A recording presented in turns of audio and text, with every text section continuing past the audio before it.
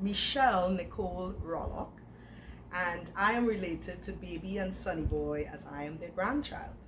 Their son, their second son, Barry Rollock, is my father. He's the fourth child.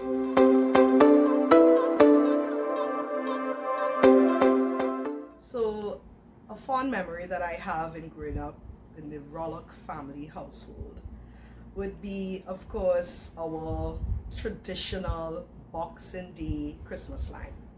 So we would remember from as early as, at least for me, as early as 3 or 4 years, and even before that, but that would have been my memory, going to Diamond Vale, my granny and grandpa, and meeting up with all my cousins, my aunts, my uncles, and it was just so joyous, so festive, you know, food and gifts and music, and it was just an amazing time spending quality time with my family on Boxing Day. And what I loved so much about it was that we kept it up. To this day, we would go Diamond Vale by Granny and Grandpa's house to celebrate Boxing Day. So a fond memory that I have of both my grandparents, Rupert Sonny Boy Rollock and baby Catherine Rollock. For Grandpa, it would be that I looked at him as the life of the party. Every time I think of him, I remember him being happy, right?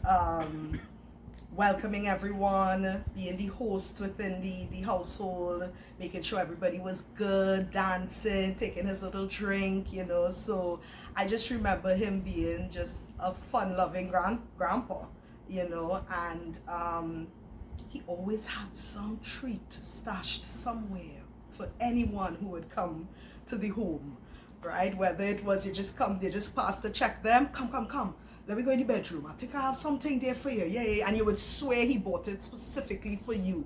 That's how special he made us feel. You know, whether it was a fruit or a candy or one, you know, a favorite snack that, you know, as children, we love snacks. You know, even a random t-shirt, that was Grandpa. Always giving. So I loved him for that.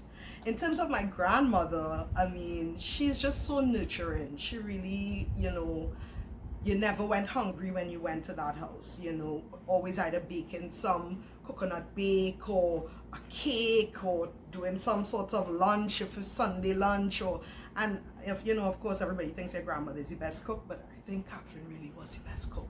And she taught her kids how to cook because my father, Barry Rollock, could cook, right? But one thing that I was so impressed and I was just so proud about when I heard, you know, the things that my grandmother accomplished in her life was the fact that she was an author.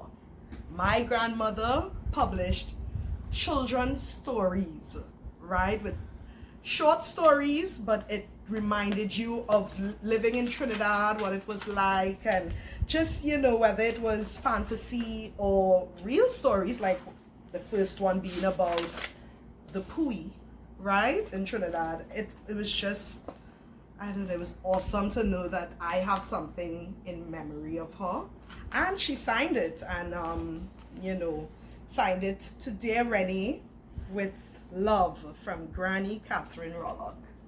So this is my copy, which I hold dearly, and I am just so proud of the woman that she was, and all of her teachings, and how she raised her family, and seeing her children pass on the same values that she would have had, making sure that, you know, they take care of their families. And I am just so proud and honored to be a part of the Rollock family clan.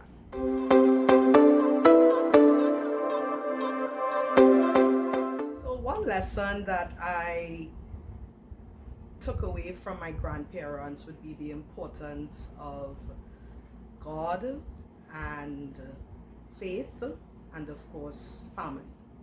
Prayer was at the forefront of everything that we did, from all of our going to for Boxing Day or any line, you know, that what we would probably pray before we eat and stuff like that. And then of course, you know, from an early age, I also remember starting prayer meeting at my grandparents' house, and that would be done in the form of rosary and then singing away and making a certain noise, probably in Diego Martin, but we were just so happy to be together and praying and, you know, rejoicing.